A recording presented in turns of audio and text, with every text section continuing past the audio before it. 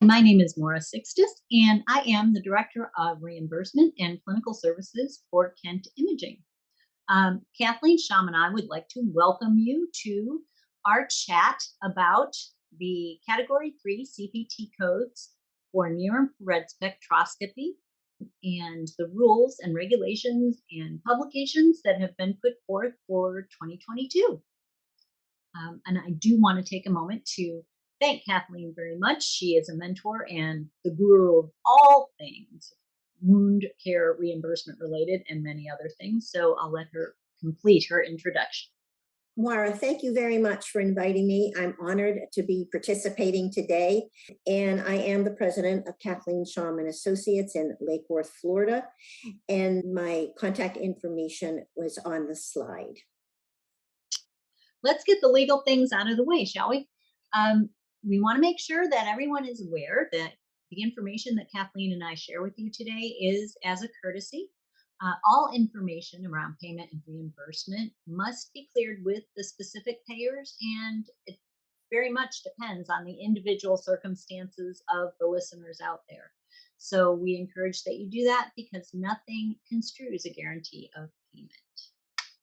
And the last but not least of our legal disclaimers, CPT is a registered trademark of the AMA and owned by the AMA. So all things CPT belong to the AMA. And Snapshot NIR is a registered trademark of Kent Imaging. So let's get started. Kathleen, can you please explain the new CPT Category 3 codes that the AMA put into effect in 2021? I would be very glad to. We're very fortunate because on July 1st, 2021, the AMA awarded Category 3 codes to this new technology. And the descriptor of the 3 codes is the same for the base of the code. And that descriptor is long, but it is very descriptive of what this technology does. And it's non-contact, near-infrared spectroscopy studies of a flapper wound. For example, the measurement of deoxyhemoglobin, oxyhemoglobin, and the ratio of tissue oxygenation. Now, then the 3 codes describe what portion of the study that you completed. So the first code, 0640T, is for the person who would do everything. They would acquire the image, they would interpret it, and they would write the report. And that code is for each flap or wound. Now, the second code is 0641T, and that is for the person or provider that did the image acquisition only. And again, it's per flap or wound. And the third code is 0642T, and that is if you only did the interpretation and the report. So you can see if you start from bottom up, if you only do the interpretation and report, 0642T. If you only do the image, 0641T. But if you do everything, then it's 0640T.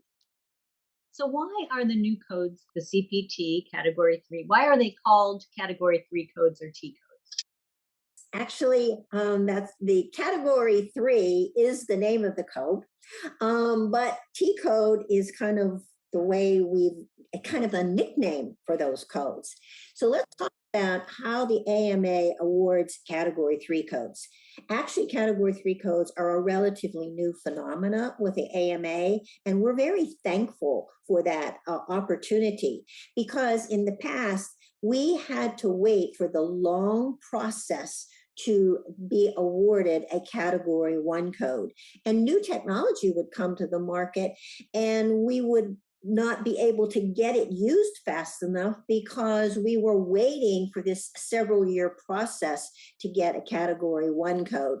So AMA came up with this Category 3 codes that allows emerging technologies and services and procedures to have a code that are not yet ready to have their Category 1 code awarded by the AMA. So that's what category 3 means. It means it is a code for emerging technology. Now, then where does it get the nickname T? Well, all CPT codes have 5 digits. And this code really has 5 also, except the format is there's 4 numbers and it's followed by the letter T. So that's how they get called a T code. Now, why are these codes so very important? Besides giving us the opportunity to utilize the technology early after its development, the codes allow us to help the AMA and the payers to collect data. So while we're using the technology, now there's codes to collect the data so that they can determine the clinical efficacy and how widespread is its usage and what are the outcomes of using the technology. Now, these codes are temporary. We only get them for 5 years. So we want to be sure at the end of the 5 years that we will be able to convert to a category 1 code, but it's not a guarantee. And it really depends on the data that's collected and the usage of the technology.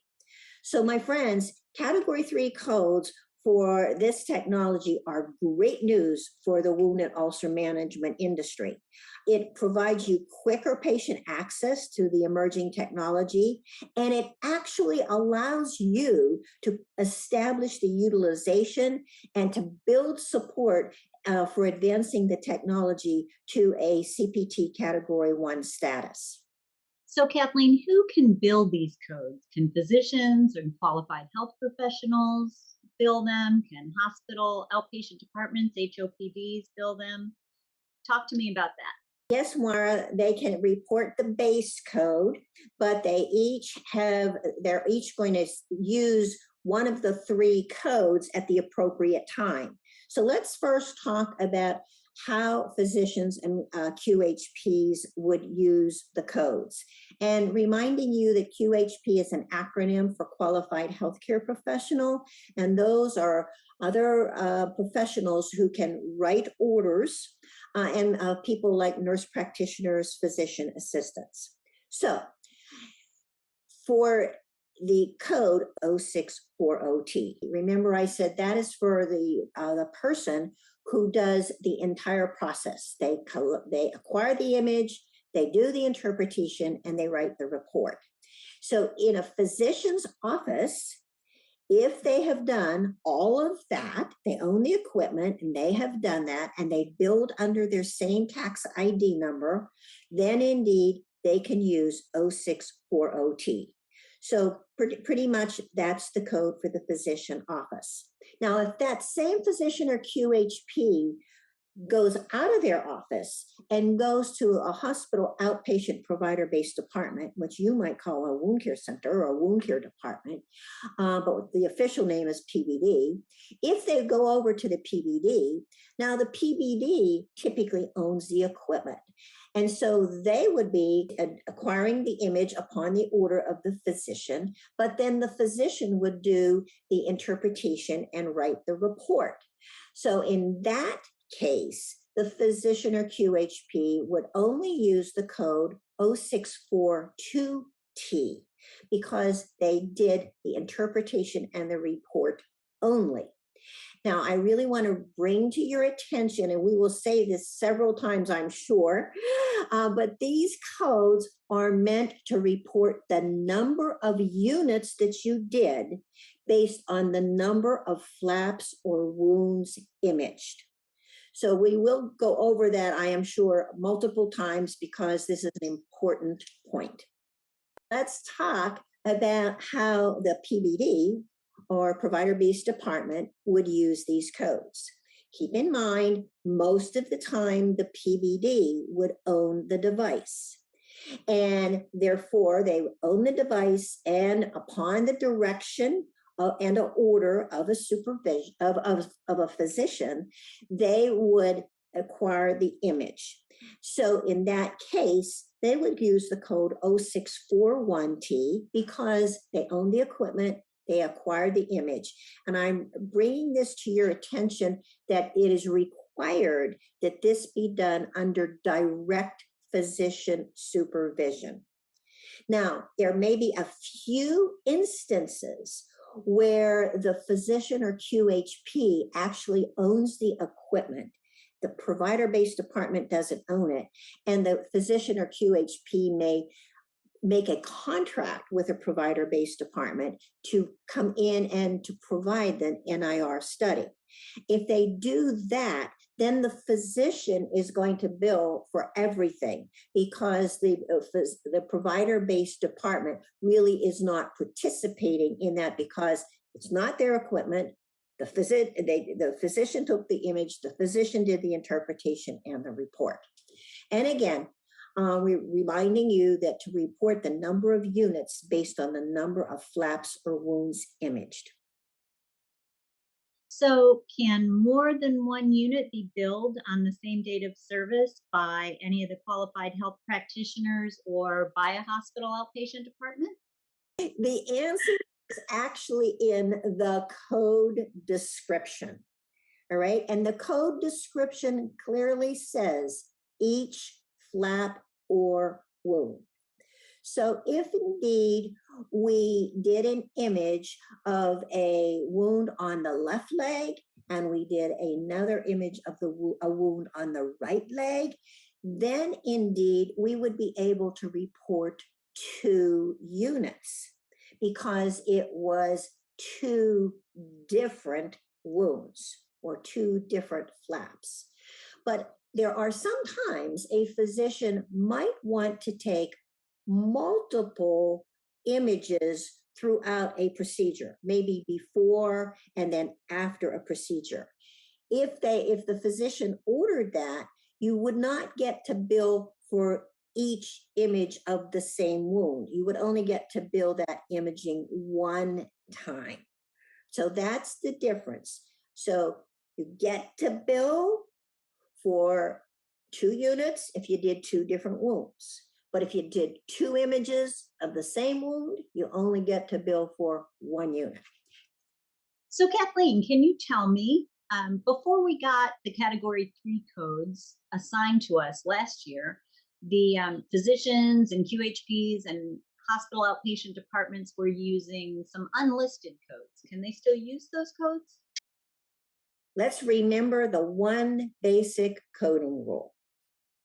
Once a code exists, it must be reported.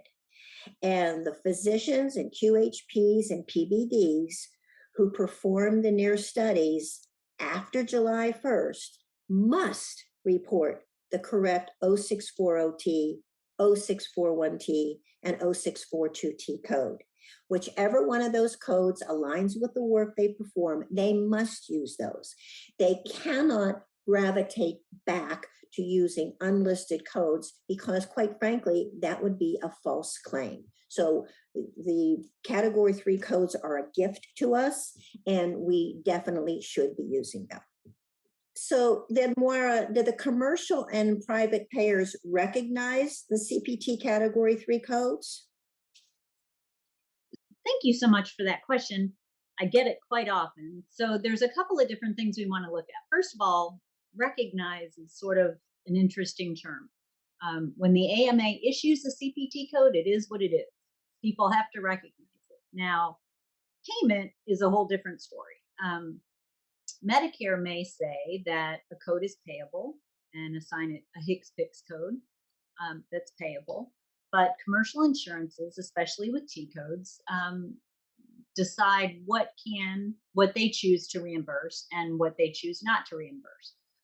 Many of those decisions are based not even specifically about the payor, like United or Aetna or Cigna, but based upon the individual coverages that one patient may have. So one United policy might not cover a Category 3 CPT code or HCPCS code, where another United policy may pay very well for that very same code. So many of these things have to be investigated by policy and even to the level of patient benefit. So, Kathleen, for 2022, did Medicare or CMS publish any rates for payables for Category 3 CPT codes, especially those that we're discussing today, the 0640T through 0642T code? So we have to think about the 2022 Medicare allowable rates separately for the physicians and QHPs and the provider based departments. Medicare publishes the allowable rates every year in the Medicare physician fee schedule. And when you look in the Medicare physician fee schedule for 2022, for the codes that belong to the physician and the QHP, those codes 0640T and 0642T say contractor priced by them. And that is not unique for the NIR technology. All products that have a Category 3 code, Medicare writes contractor priced in the physician fee schedule. And then they turf over the decision about the relative value units and the payment rate to each Medicare administrative contractor, or better known as the MAC. Now, at first, the MACs determine that on a case by case basis. They'll very often ask the physician who did the procedure to please provide the documentation so that they can better understand what was done. And they may even ask for, what should be the allowable rate, what in the physician's opinion should be the rate. MACs also might set a utilization guideline. Now, what's really interesting is that if indeed a physician is proactive and is going to use this technology, it's great if they would contact their medical director, introduce them to the technology, and really have the opportunity to show them what the advantages are to the patient, to the payer, and of course then to the provider. And then they may be able to get a special rate just assigned to them for a while. And then after they do the procedure for a while, that rate might, and other physicians in that particular state do the procedure or the study, then indeed we might see the MAC publish a rate on their fee schedule. So a lot has to do here with how well our physicians and QHPs educate the MAC medical directors. And also now for the PBDs, the Category 3 codes get assigned a rate on the outpatient prospective payment system fee schedule. And keeping in mind, the provider-based department only uses the code 0641T. So that one code then has been assigned to an ambulatory payment classification group, and that's 5732. Now, the code also has a status indicator of T. And T means if you do more than one procedure that has a T status indicator, the first one would get paid at 100%, and the second one would get paid at 50%. And the national average outpatient prospective payment system rate for 0641T for this year is $34.57. And remember what I said, national average, because depending on your wage index of your particular facility. For example, you might be in California and this rate might be higher than it might be in Mississippi. So this is a national average rate, and also remember it's a rate for each flap or each wound that is imaged during the encounter. So Moira, now that I've told you about the payment rates, can you share with us, has Medicare published any payment frequency guidelines? So here's the good news and the bad news about Category 3 codes. Category 3 codes, or T codes, are new codes. So because we're new, we don't have any LCDs that are applicable to us or NCDs that are applicable to us. That's local coverage determinations or national coverage determinations. So there aren't any guidelines that are published. There is a 0-day global, which means that there aren't any necessarily frequency guidelines that are prohibited. In other words, you can image the next day or the day after you do your first sets of imaging. But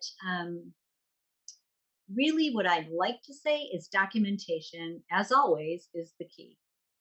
While we're in this phase of the temporary code, everyone's going to be looking, as far as the payers, all the payers are going to be looking to see how is the device being used, what are they using it for, what value is it bringing, and the only way we can truly show them that is how it's documented. So really, if we can document medical necessity and we can show the value of the results of the NIR snapshot images, then we should do that.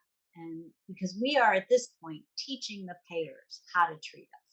So, Kathleen, can we take a moment and talk about coverage and payment?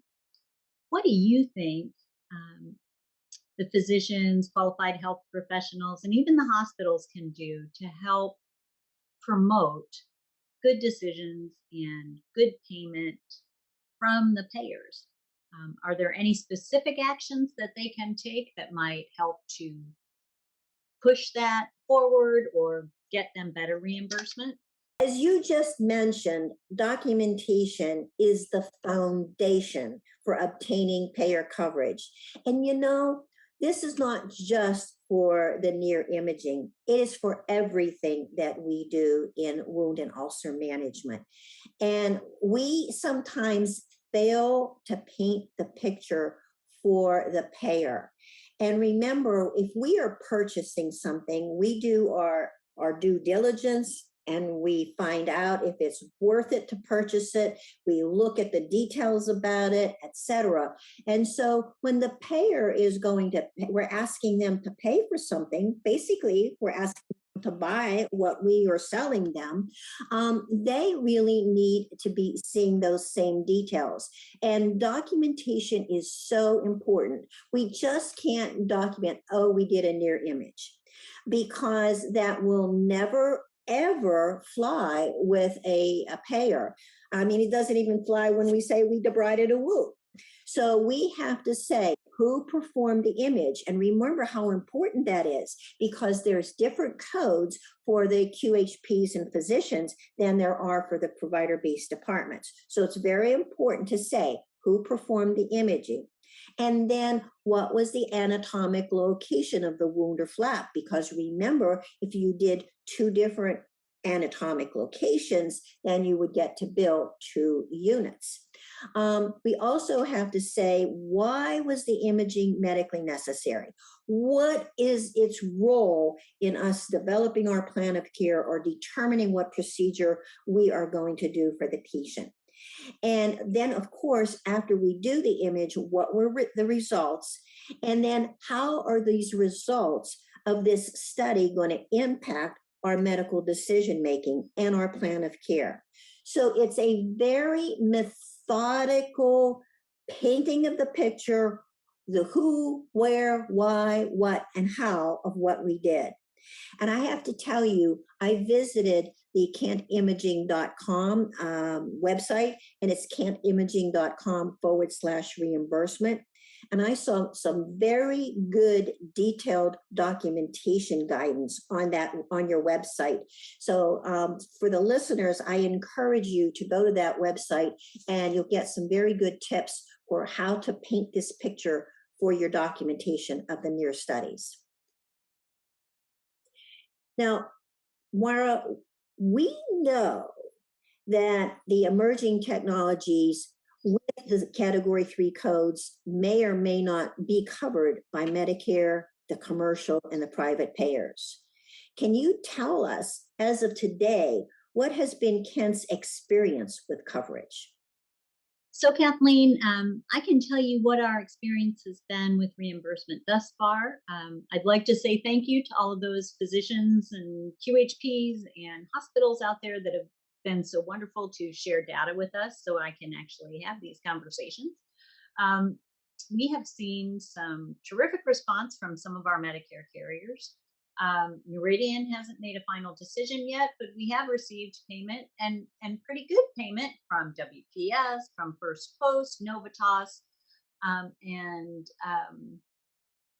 we can add CGS to that as well.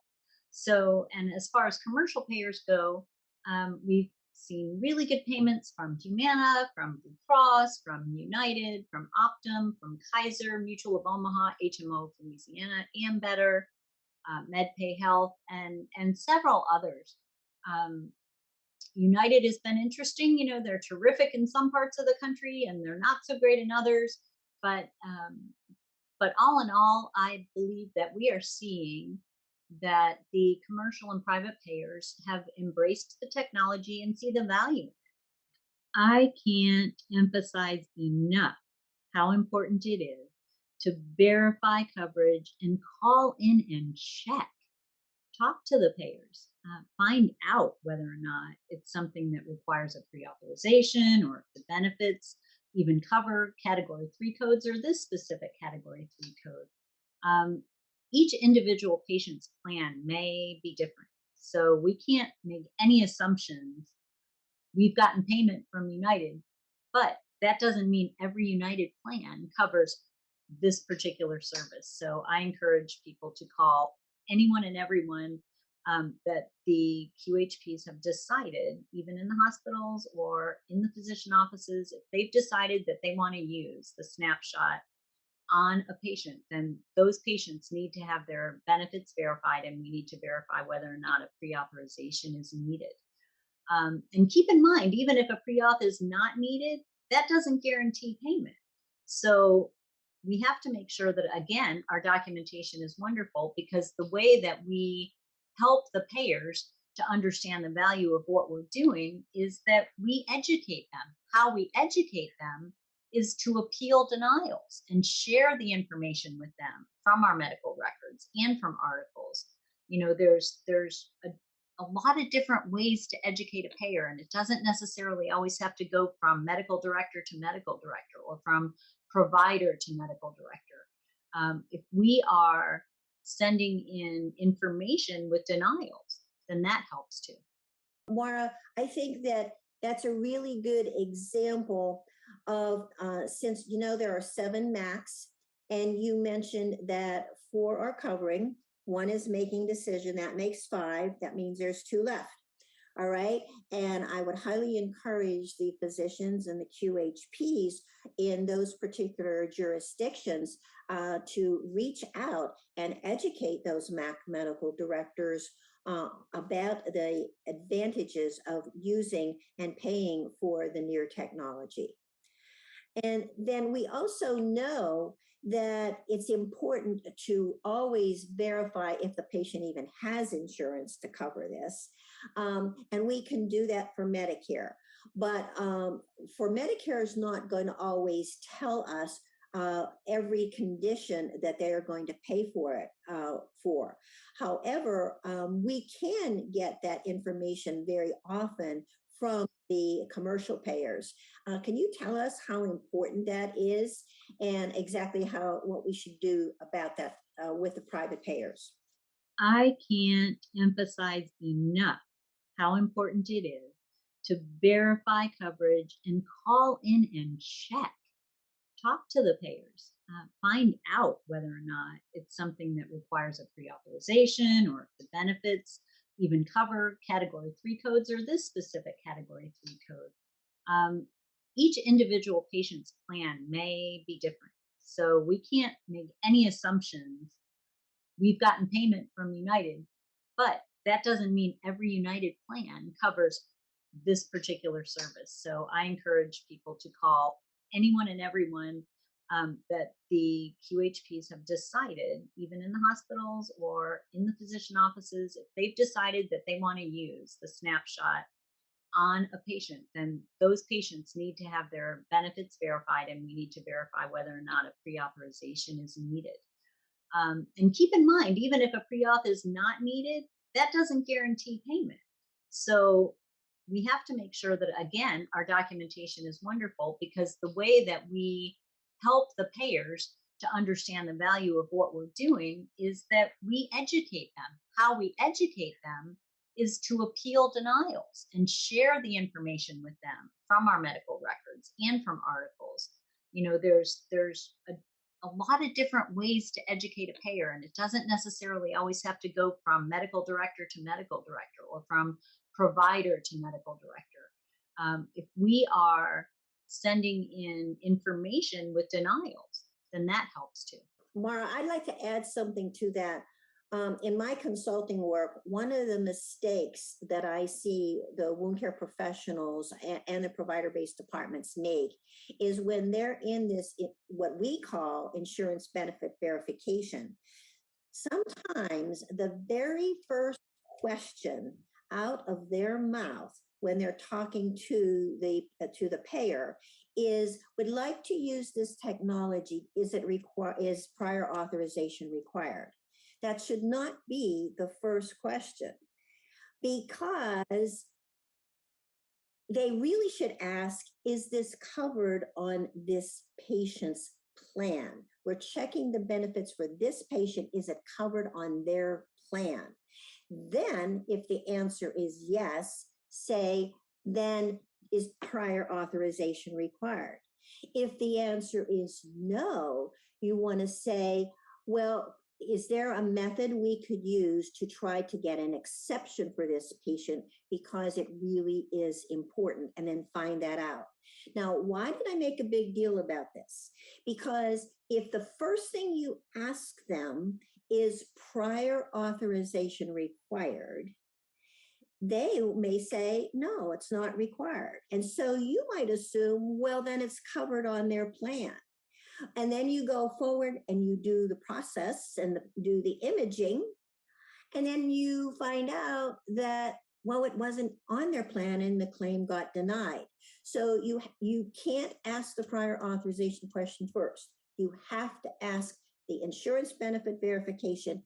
Is it covered on the patient's plan? And if yes, what about prior authorization? If no, can we get a prior authorization exception? I have one last question for you, Maura.